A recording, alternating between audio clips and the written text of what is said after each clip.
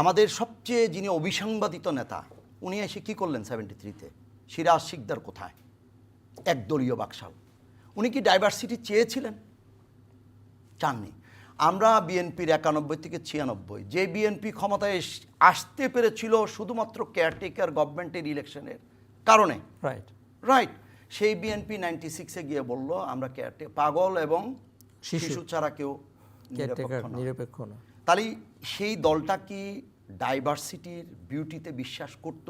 যে সরকারের বিরুদ্ধে কথা বলছেন সেই সরকারের পার্ট তো উনিরাই, জি তাই নয় কি? জি জি অবশ্যই। এবং অত্যন্ত দুঃখজনক হলো আমাকে কথাটা বলতে হবে, আমার সাথে ভাইয়ের কোনো শত্রুতা আমি নেই, কিন্তু আমরা যদি পলিটিক্যাল পয়েন্ট অফ ভিউতে কথাটা বলি, যে উনি আজকে যে সরকারের বিরুদ্ধে কথা বলছে সেই সরকার কিন্তু এনসিপি কর্তৃক তৈরিকৃত সরকার, বৈষম্য বিরোধী জি এনসিপি না, এবং এনসিপি হচ্ছে বৈষম্য বিরোধীর সবচেয়ে বড় স্টেক হোল্ডার, তাই না? আচ্ছা, তো সেই জায়গাটা থেকে তিনি দলের নেতারা সেই জায়গাটাকে আপহেল্ড করতে পেরেছিল? প্রশ্ন উনি টাইমে উত্তর দিবে, এটা হচ্ছে একটি জায়গা। দ্বিতীয়ত আপনি যে মজার কথাটা বলেছেন, আমরা এনসিপি নিয়ে আর খারাপ কথা নাই বললাম, কারণ আসলে এনসিপি, আমার মেয়ে এই আন্দোলনে গিয়েছে, আমার মেয়ে, আমি উত্তরায় থাকি, রাজুক স্কুলের ছেলে মেয়ে, ইংলিশ মিডিয়ামের ছেলে মেয়ে, সব ইংলিশ মিডিয়াম স্কুল আমাদের উত্তরাতে অনেকগুলো ছেলেমেয়েরা রাস্তা পরিষ্কার করছিল, সেমেলা আন্দোলনে গিয়েছিল। আমি বারবার বলেছি তাদের দুঃখের জায়গাটা, তারা যাদের নেতৃত্বে এই আন্দোলনটাতে গিয়েছিল ম্যাক্সিমাম নেতাই কিন্তু লক্ষ্যচ্যুত হয়েছে, আদর্শচ্যুত হয়েছে এবং নৈতিক জায়গা থেকেও কিন্তু বিচ্যুত হয়েছে।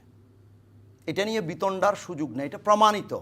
এই ভাই আছে কিনা সেখানে আমি জানি না, কিন্তু যেই নেতারা এনসিপির আমাদের পোস্টার বয় যারা তারা কিন্তু লোভের ঊর্ধ্বে উঠতে পারেনি, সততার পরীক্ষায় পাশ করতে পারেনি। এটা আমাদের একটা বড় দুঃখ, যেটা আমার মেয়ে সবসময় আমাকে বলে যে বাবা কাদের জন্য রাস্তা ঝাড়ু দিলাম, কাদের জন্য বুকটা পেতে দিয়েছিলাম, তারা আজকে কি করলো। তো এর একটা নতুন, এদের ভুলের আমরা নতুন হিসাবে এদের অনেক ভুলকেই একটু পাশে সরিয়ে রাখি।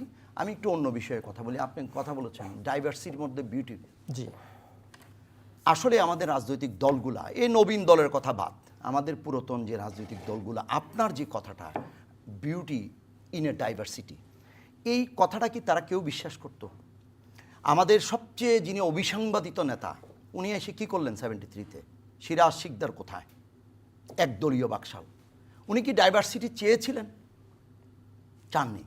আমরা বিএনপির 91 থেকে 96, যে বিএনপি ক্ষমতায় আসতে পেরেছিল শুধুমাত্র কেয়ারটেকার গভর্নমেন্টের ইলেকশনের কারণে, রাইট, সেই বিএনপি 96-এ গিয়ে বলল আমরা পাগল এবং শিশু ছাড়া কেউ নিরপেক্ষ না। তাহলে সেই দলটা কি ডাইভার্সিটির বিউটিতে বিশ্বাস করতো না? তাহলে আসলে ডাইভার্সিটির মধ্যেই যে সৌন্দর্য, যে কথাটা আমরা যেটা বলি সব সময়, একই বাগানে যদি বিভিন্ন রকম ফুলের চারা থাকে তাহলে বাগানটা সত্যিই সুন্দর হবে। এই জায়গাটা কিন্তু আমাদের নেতৃত্বের ব্যর্থতার কারণে কিন্তু গড়ে উঠতে পারেনি। এটা একটা পার্ট আমি সরিয়ে রাখলাম।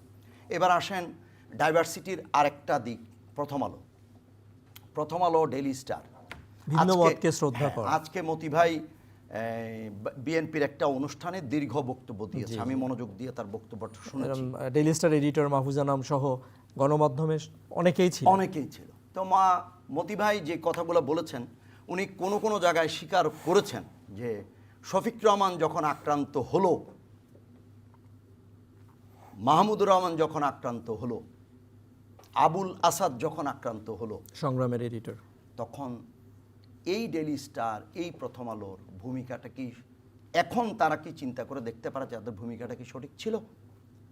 আজকে আপনাকে একটা বিখ্যাত কবিতা বা তিনি একটা কোট আনকোট কথা বলি, যে বিখ্যাত জার্মানির সেকেন্ড ওয়ার্ল্ড ওয়ারের মার্টিন নোয়েমার, ওই ভদ্রলোকের একটা বিখ্যাত উক্তি ছিল, প্রথমে তারা এসেছিল কমিউনিস্টের কাছে, আমি চুপ ছিলাম, আমি কিছুই বলিনি, কারণ আমি তো কমিউনিস্ট ছিলাম না।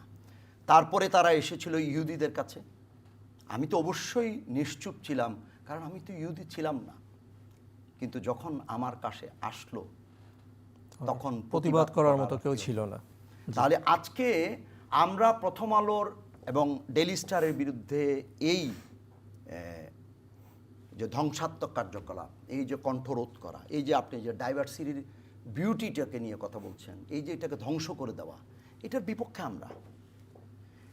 ওসমান হাদির ছোট্ট একটা ক্লিপ আমি দেখেছি। হ্যাঁ, ওসমান হাদিরও একটা বক্তব্য ছিল। ওসমান হাদিকে আমি বলবো যে তিনি চাচ্ছিল রাইটিস্ট ব্লকের একটা সাংস্কৃতিক প্ল্যাটফর্ম তৈরি করে। রাইট। উনি বলেছে যে প্রথম আলো, ডেইলি স্টাররা, উদিচিরা যেই ঘরানাটাকে ডেভেলপ করতে চাচ্ছে, আপনি পারলে তার বিপরীতে একটা প্রতিষ্ঠান তৈরি করেন। আপনি ভাঙার সামনে আপনার কাজ কি? আপনি ভাঙার মধ্যে দিয়ে আপনি একটা ডেইলি স্টারের বিল্ডিং ভাঙলেন, তার আদর্শ কি আপনি ভাঙতে পারবেন? না। তার চেতনা কি আপনি ভাঙতে পারবেন? ঠিক সেইম এনসিপির নেতারা বিচ্যুত হয়েছে, কিন্তু আমার মেয়ের চেতনা কিন্তু বিচ্যুত হয়নি। আমার ছেলে মেয়ের চেতনা কিন্তু এখনও সেই জুলাই বিপ্লবের চেতনা নিয়ে তারা কিন্তু এখনও বসে আছে। ঠিক আমারও এই কথাটা হচ্ছে এরকম, আজকে মতি ভাইরা যে কথাগুলো বলছে আমরা সাধুবাদ জানাই, কিন্তু মতি ভাইরা যদি তৎকালীন সময়ে সবার পাশে দাঁড়াতো এবং 15 বছরে, আর প্রথম আলোকে নিয়ে কথা বলতে গেলে কিন্তু আপনাকে বিভিন্ন রকম বহুমাত্রিক দৃষ্টিভঙ্গিতে কথা বলতে হবে। কারণ প্রথম আলো দেখেন আওয়ামী লীগের সময় কিন্তু আওয়ামী লীগও প্রথম আলোকে পছন্দ করতো না।